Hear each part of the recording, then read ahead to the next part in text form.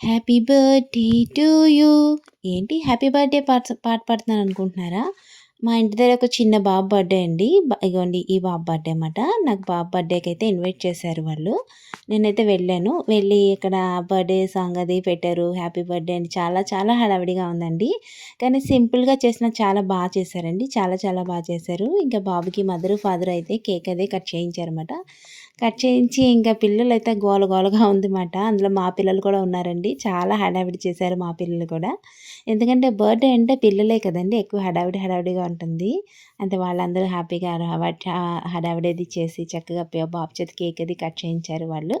Cut చేయించి ఇంక బాబుకి నోట్లో పెట్టి ఇంక పిల్లలందరూ పాటలవి పాడుతున్నారన్నమాట. నాకైతే నచ్చింది బర్త్‌డే పార్టీ అని. చాలా సింపుల్‌గా చాలా చేశారు.